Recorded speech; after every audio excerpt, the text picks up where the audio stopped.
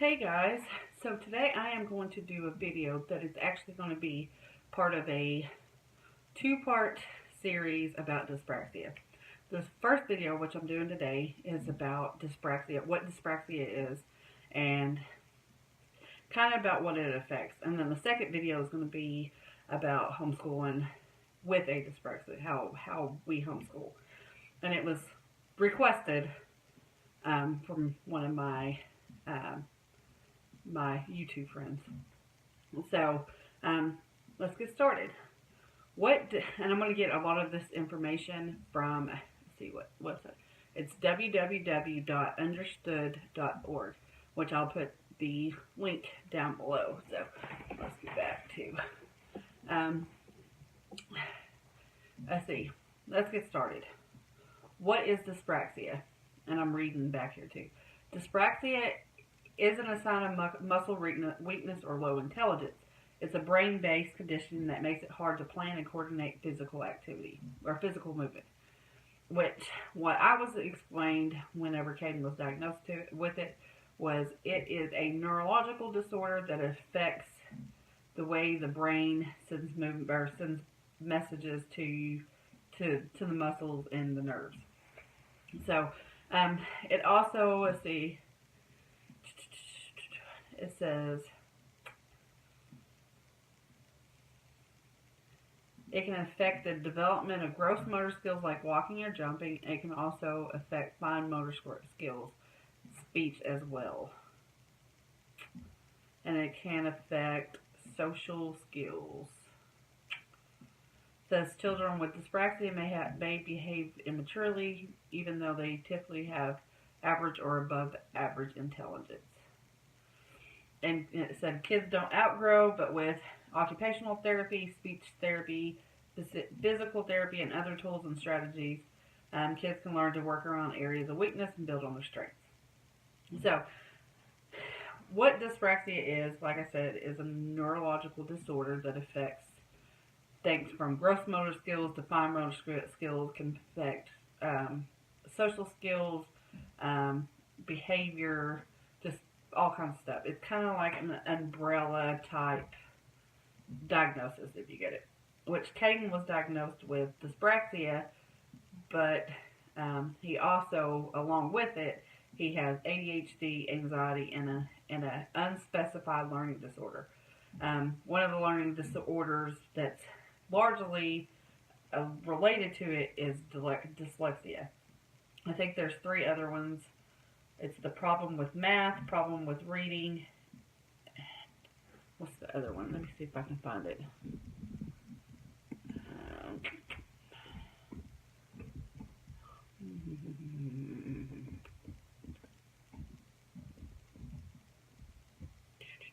Okay. Dyslexia. I guess dyscalculia, dysgraphia,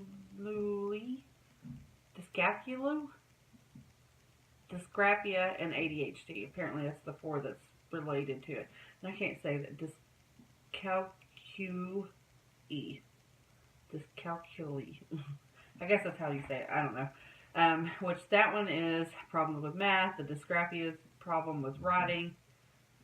The dyslexic is problem with reading. And the ADHD is the concentration, stuff like that. So Caden was diagnosed with ADHD, anxiety, an unspecified learning disorder, and then the dyspraxia, which that covered all of it.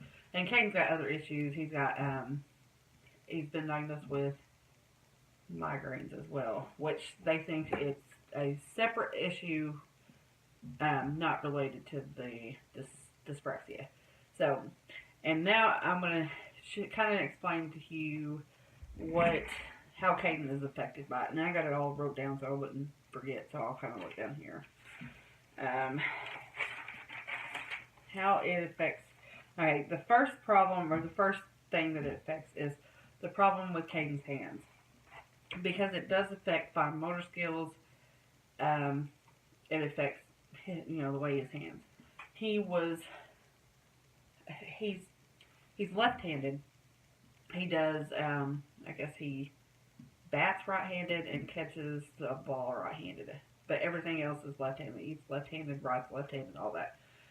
But in his left arm, he has muscle weakness, and in his left shoulder, which makes his hand not as strong as his right hand. He's got it in both arms, but his left arm is worse than his right arm. But it affects his fine motor skills in his arms or in his hands. So he has trouble with writing. He has trouble with brushing his teeth, washing his hair, buttoning and zipping his pants, tying his shoe. He's almost 9, and he knows how to tie them. It's just not very good. It's pretty messy. So he has those problems. Plus, when he does write, his hands get really tired and start hurting. So he don't write very much. Let's see what else. He's clumsy. Kids with dyspraxia are very clumsy. I believe it has something to do with coordination and balance that it's messed up on it. So he's constantly falling and tripping over his own feet. He's constantly spilling things. Let's see, what else does he do? He does, I can't think of everything that he does, but the spilling and the falling is something he does often. So we have to, when he drinks things, it has to be in a closed container, or more likely it'll get spilled. He did get some inserts for his shoe, and I'm looking up here because I'm trying to think. He got inserts for his shoe. It's like plastic inserts, because he also has the muscle weakness in his ankles, but not as bad as up here. But it's supposed to help keep his ankles still, so that way he doesn't fall as often. I haven't seen a big difference in it, but I mean, I can't tell whether it's not or not. So something else he has the ADHD. This kid, he loses focus. I don't care what you're trying to tell him, or if it's quiet in the room, he will find a way to lose focus. So he's constantly, going through one thing to another. When we're doing schoolwork, he's, not able to pay attention because his brother's in here, or there's a sound in the living room, or he needs a drink, or he's got to use the bathroom, and he wants to go outside. There's a car passing by the window. He loses focus, and so it's a daily battle with the way that he does things. Let's see. The next thing is it affects social skills, so he also has problems with anxiety. The anxiety is not as bad, it's not severe, but he does have problems with worrying, like constantly having almost panic attacks because of being scared over something, or worrying about something, or freaking out over something. We haven't put him on any kind of medicine for the ADHD or the anxiety, and I don't know if I ever will until he gets to the point, gets old enough to decide if that's what he wants to do or not. I haven't talked to the psychologist yet. I will whenever I get the appointment, when I guess we'll probably go get the appointment this summer. So, oh, sorry. I'm tired. So that's what we're going to do. See what else. It also affects his memory, his short-term memory. He's got a great long-term memory. He can remember things from back when he was 3 years old. But he does have a very short-term memory, and it affects short-term memory. You could tell him to do something, and like 15 seconds later, he don't remember what you tell him, or you tell him, go sit down and do your math work. He'll sit down and be like, what am I supposed to do? I'm like, do your math work. So he has problems remembering things that are being told to him, or things that he heard, but then he has an amazing long-term memory, which is weird because of being short-term memory. He still has long-term memory. So he does have that. He does have the short-term memory problem. And I think that And how it affects his gross motor skills is this kid don't know how to ride a bike. He has a bike. We bought him a brand new one for Christmas. He still don't know how to ride a bike. He doesn't hop. He doesn't skip. He's constantly falling, especially when he's running, trying to stay up. I will say he can ride one of those Razor scooters. He does decent on it. What else?